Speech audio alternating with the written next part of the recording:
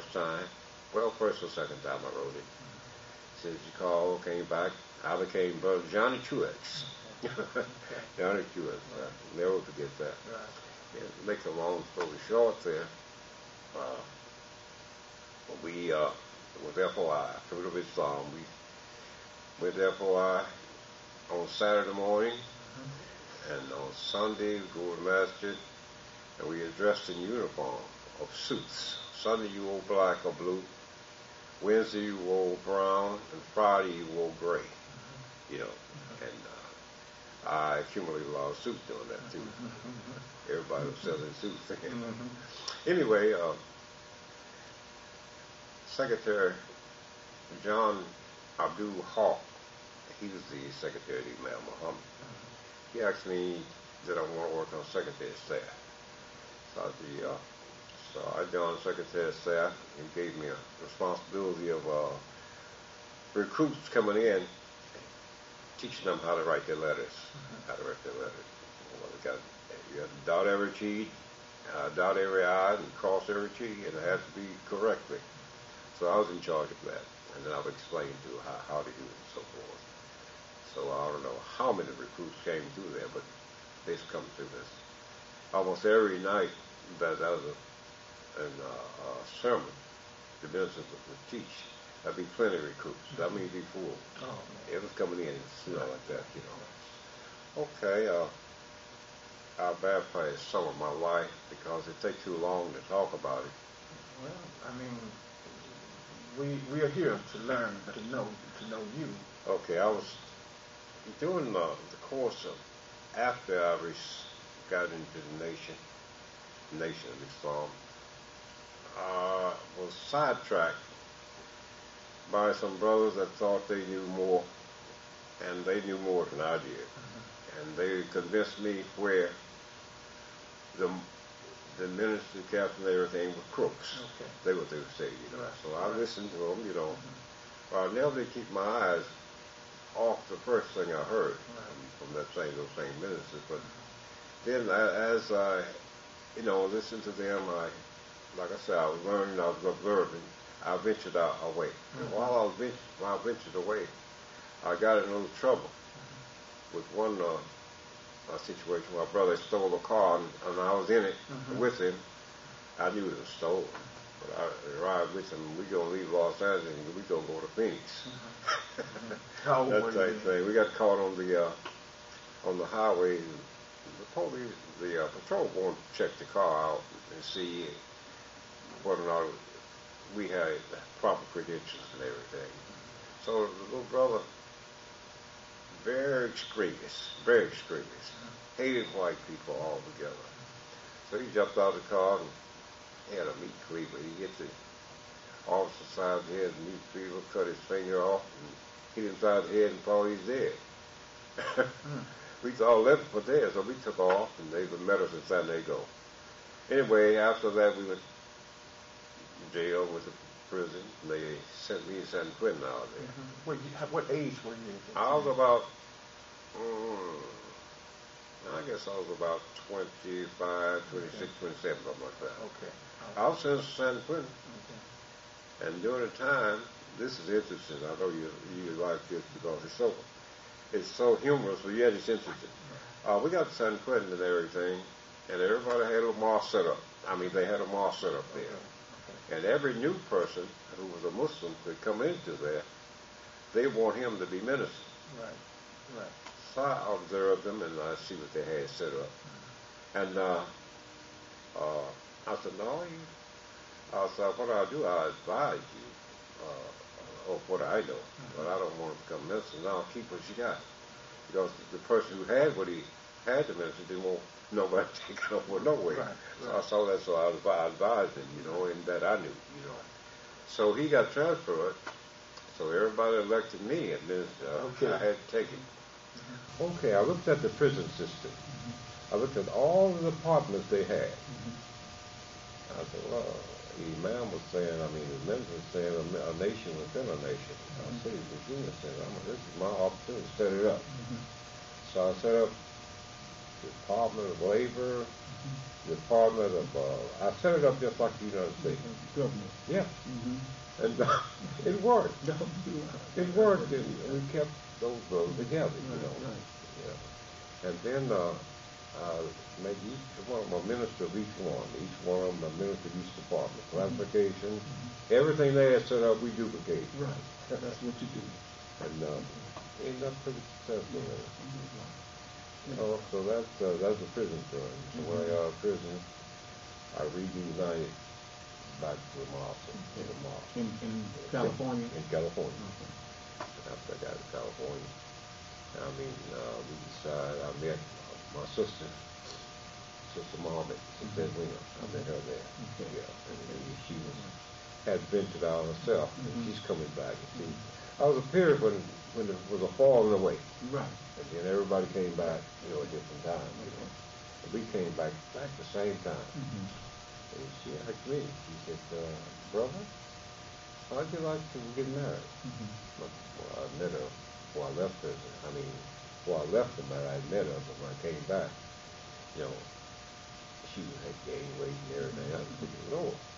And she saw who I was, you know, and she said, I've been looking at you since I first saw you. I came back, she said, how'd you like to get married? Oh, well, don't you have a brother interested in you? She said, I'm not interested in him. So we got married.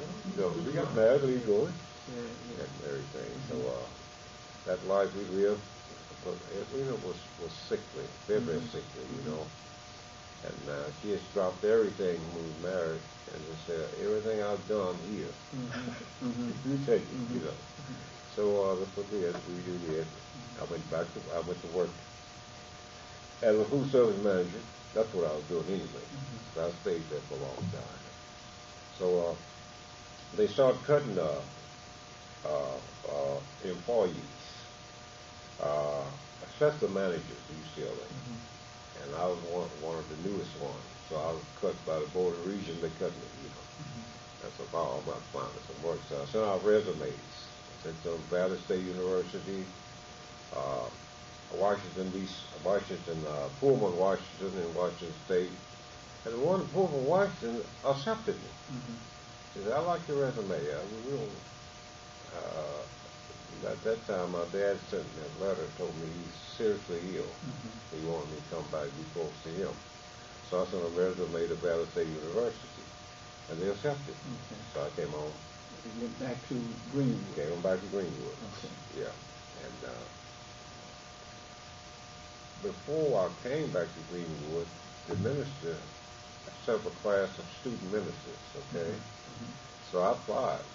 And I became a student minister. What we do, we go every night to different locations, and by appointment, they let us come. You know, each one of us was try exercise our talent and teach. You know, that type thing. Okay, so when I got back to Greenwood, they had a master's established. Well, by the name of Isaac. I think they gave him the name Haroon after a while. But anyway, he said, brother, I want you to be my assistant minister. Okay, no problem. Then I did this for a while, and then had a captain that wasn't doing quite so good. He wasn't attending enough. So he said, brother, I want you to become captain. So I became captain. I trained him just like Captain Everett T2X trained me, you know. I thought it was bad. I mean, I learned a lot from him. Anyway, we set up a master's there in Greenwood. And, well, it was in Greenville because in Greenwood we didn't have a master's there. But after I came, we set up a master's in Greenwood. And instead of going to Greenville every 3 times a week, we'd be right in Greenwood, you know. So the brothers in Greenwood, in Greenville, wanted us still to be there. We told them that we set up one here, y'all come here. So they came, you know, came every so often to see us. They still had it set up there. Anyway, my wife became sister captain in Greenwood. And she had traveled to Chicago every time they had meetings and so forth. So I was captain for a pretty while, and then the brother asked me, he said, brother, my secretary ain't keeping his books right. I want you to be secretary. That was a businessman, you know. Right. It was okay. So I had a secretary go to Chicago almost every month. Right. Just send me a report. Right. I was in Chicago, send a report every month, that type of thing. So I decided to buy business after I left Valley State. I worked there for a while, and then I decided it wasn't the best. Well, actually, the guy asked me to resign because the budget and everything was getting cut and so forth. So I saw a little business there, a little burger shop there, so I bought it. I did a lot in the burger shop. I bought a house and car and everything out of that. It did good. Anyway, I think that's where I met you. That's where you met me, yeah. Anyway, they built a Kentucky Fried Chicken right by me. Those black people jumped up at the curl food because it knew and they wanted somewhere to go other than patronize the brother's business. So they cut my business in half. So this is when I decided I let my wife run the business and I'll come to Memphis and work. That's what I did. I came to Memphis and worked.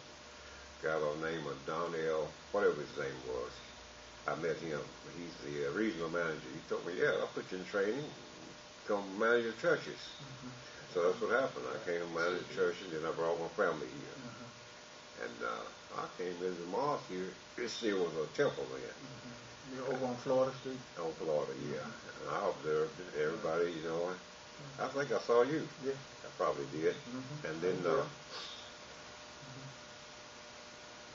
Imam Arthur Coleman at the time, or Nuri, I forgot about the picture with him. He came to San Quentin too. Oh, right. All of that, yeah. He came to San Quentin, then he stayed there while I was a minister and everything. I was one of his lieutenants then. See, everybody would get a chance when they got the person. I was one of his lieutenants. So you want Imam Nuri Salam's lieutenant? That's correct. San Quentin. That's correct. Okay.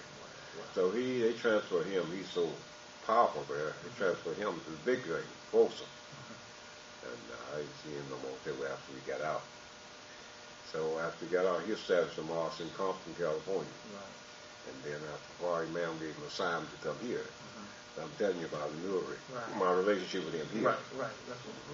So he came here and set up everything. He's very smart, Imam. Very smart. Yeah, he observed everything, put everything in place, and then he began to run it, you know.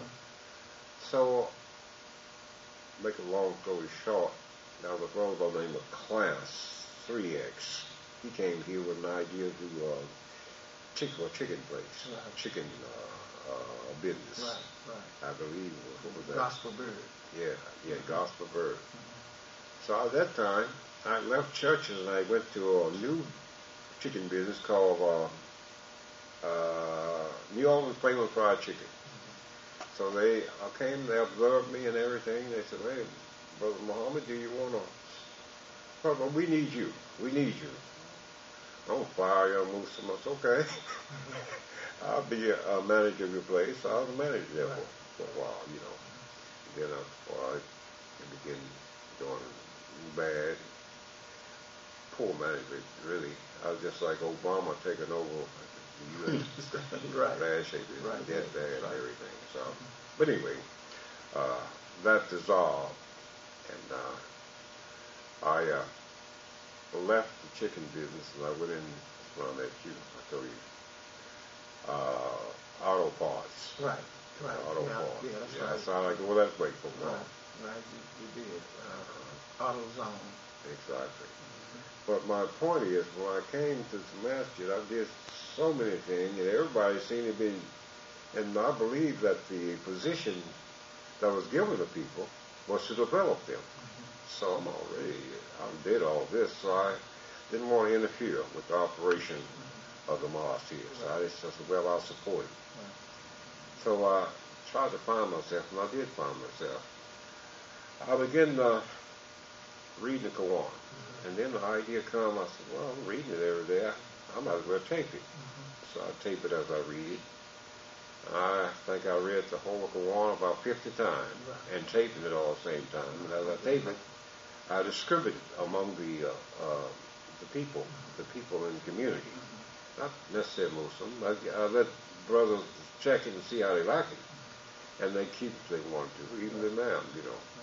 So this is what I did for a long time. That was your dawah. That was your dawah. That's correct. That's correct. And incidentally, I still listen to my tapes.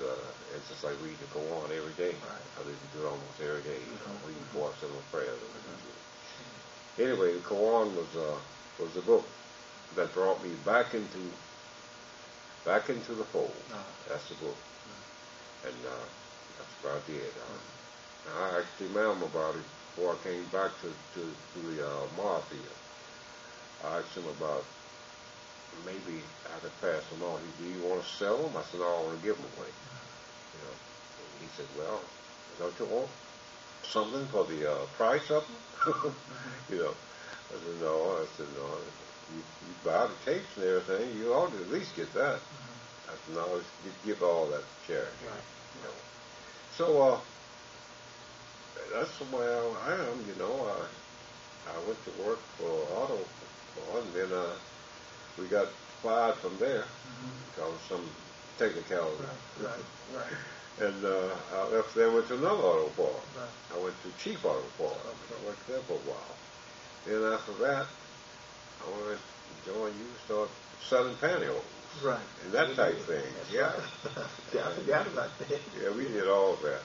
And after that, I said, well, I'm pretty tired of just hustling. I think I'll look for me a job. So I got a job at the airport. I worked at the airport about maybe from 1987 until this year, last year. And outside we began to very, very dangerous out there. I began to have an accident out in the airport with those tugs. So I sought out, and the general manager said it was best to get off of that.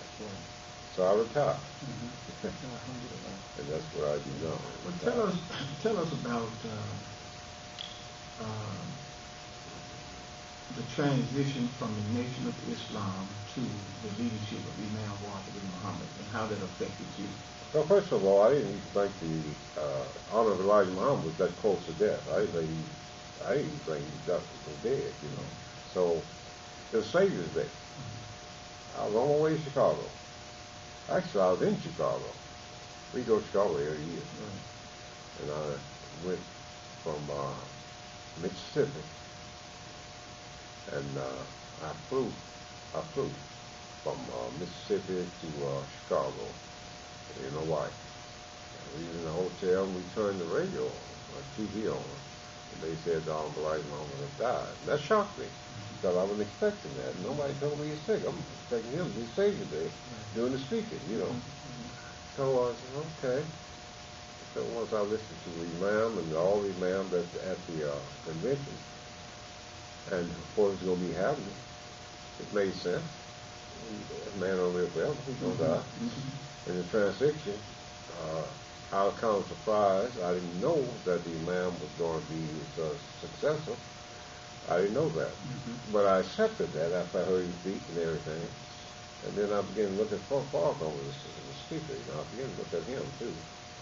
And I didn't agree with how he took it. Not really. I didn't agree with